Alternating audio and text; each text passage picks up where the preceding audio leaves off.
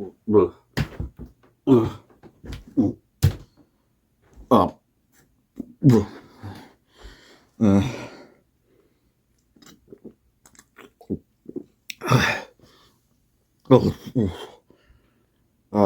Matthew.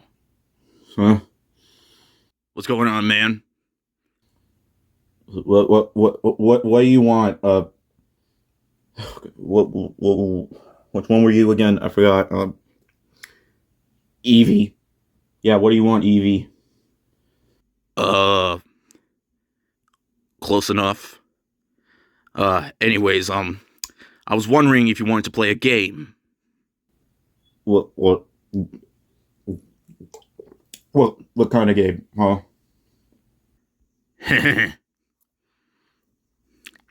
A big boy game. You bet your, yeah.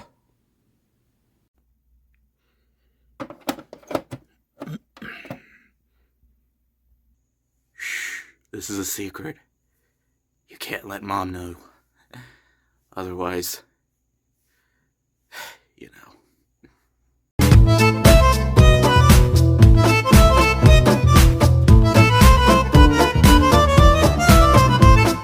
Hey guys, what is up? This is Matthew Davis meeting you once again. Welcome back to another video game review. This time it is going to be on Conker's Bad Fur Day. Now, I know what you're thinking. Why are you reviewing a 20-year-old game? Well, the answer is very simple.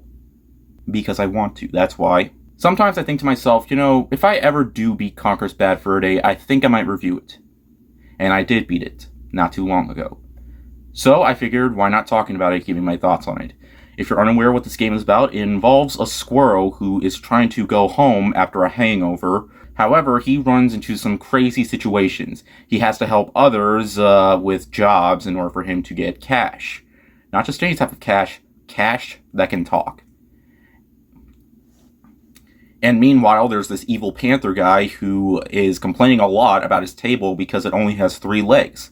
Well, they have a solution. Kidnap Conker to replace the leg, instead of just putting up a wooden one. Well, technically, it was this weird professor's idea. So, basically, they're trying to go out so they can get Conker, so they can use him for... I know, the plot is ridiculous, but so is this entire game. Now, yes, this game is about a squirrel. This game is about a lot of animals. There is a lot of animals and things with eyeballs that talk. Looking into it, you might think that this is a kid-friendly game. Well, guess what? It is not.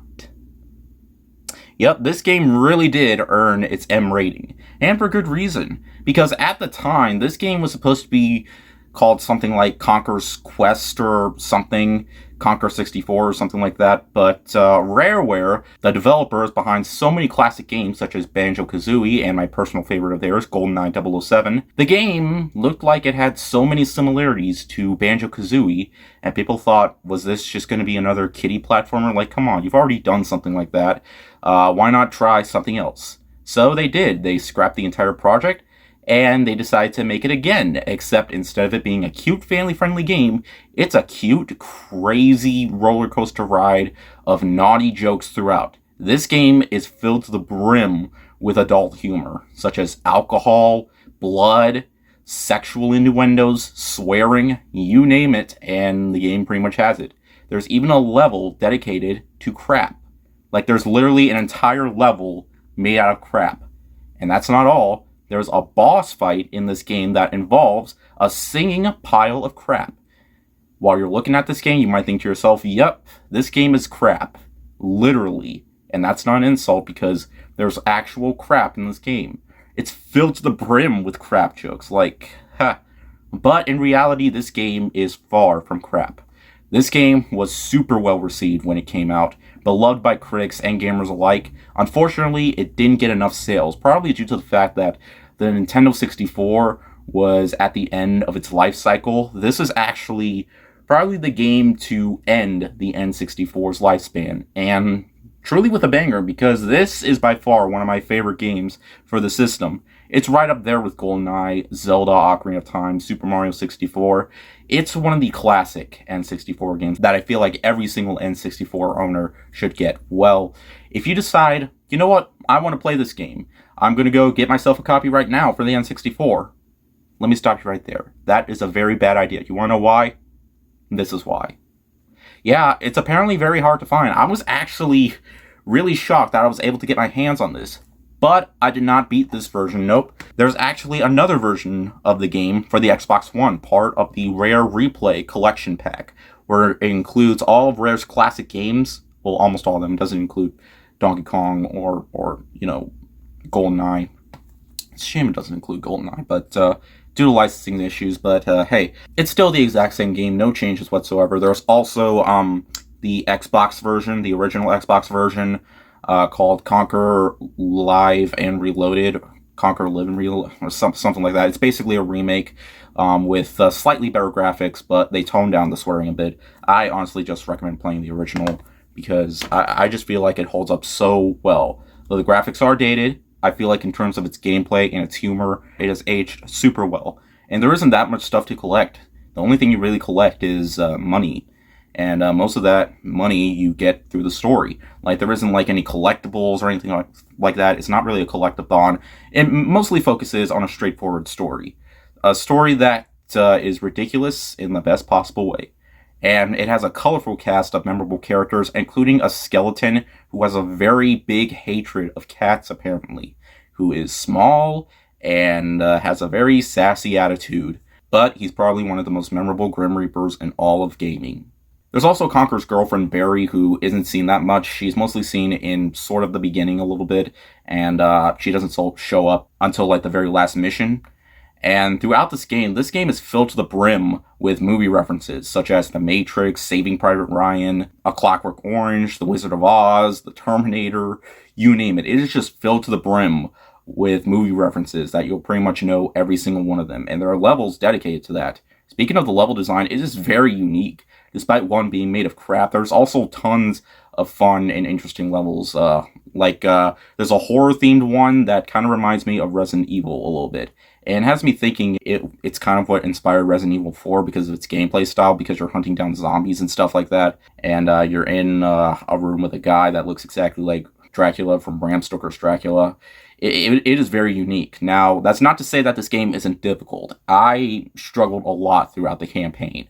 Like, there were just so many times where I almost wanted to give up, but I was like, nope. I want to do this. I want to beat this game. I've been wanting to my entire life. Like, there's this underwater section where you have to help, like, these catfish women, but there's, like, a maze and stuff, and it's very terrifying to watch Conker in the water with his face. Like, you don't know when he's going to, pass out. And there's also this lava section, which, oh my god, that lava section, what a pain that was. But I think the worst event will probably have to be, like, this one mission where I had to escape.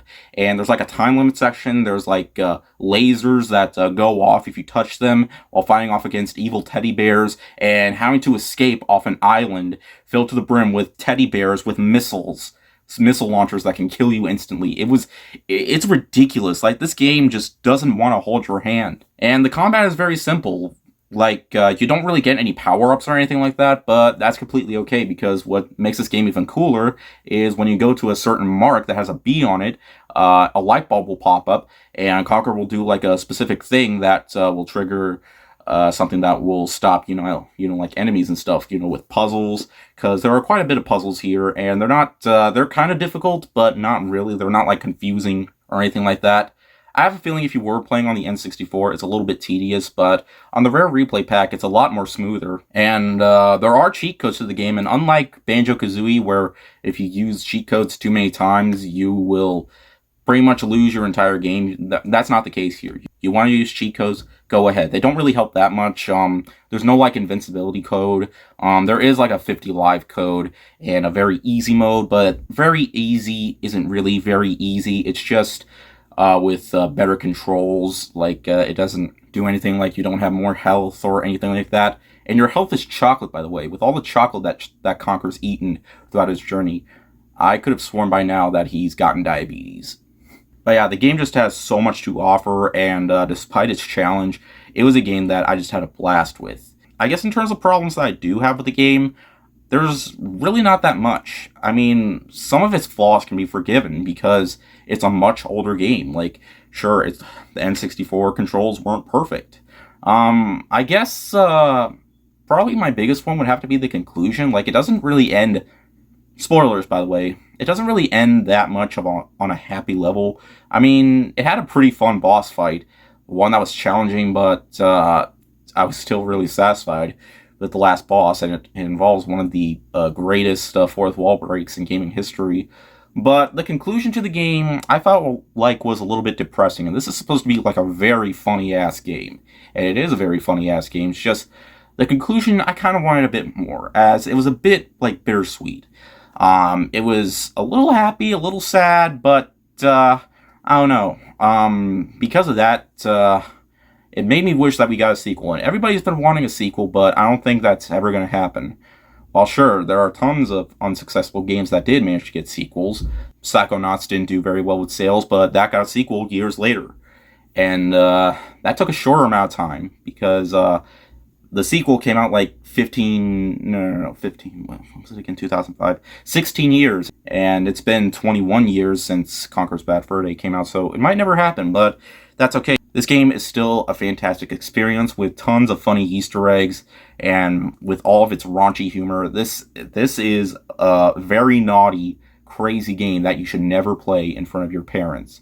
And it's one that I enjoyed almost every single second of.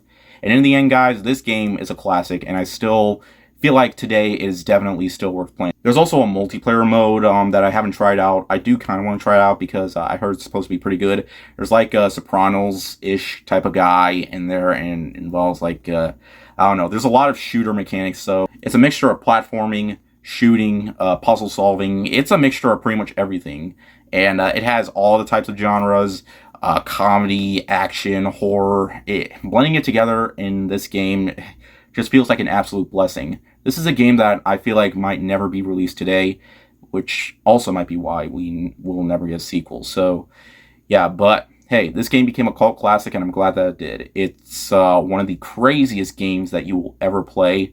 So, yeah, just think of it like if it were Banjo-Kazooie combined with South Park, and then boom, you got this little masterpiece right here. And I absolutely love this game. It's a classic, and I highly recommend playing it. It might be a little bit more fun if you got drunk while playing it too, because, yeah, but still, either way, I highly advise you play it. I almost wanted to give this game a perfect score, but I didn't give Castlevania Symphony of the Night or Super Mario 64 perfect score, but I almost wanted to just because it got away with so much. But hey, 4.5 out of 5 is still a very, very strong rating. And games like this truly deserve it. And like I mentioned before, if you have an Xbox One, play the Rare Replay Xbox One version.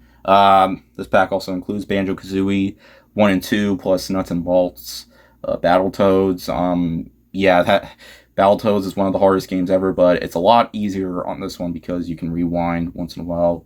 Perfect Dark, also a classic, but yeah. I certainly do miss Rare like this, but hey, because they were the kings of platformers and action games, but since they gave themselves to Xbox, there really isn't that much from them anymore. I think this, however, is probably the best thing that we've gotten from them in recent years, so yeah. But anyways, thank you guys so much for watching. There was a few movies that I want to see. 3,000 Years of Longing, I think that's what the name of the movie is, the new George Miller film. I want to check that out. But yeah, anyways, thank you guys so much for watching, and I'll see you guys later. Word out.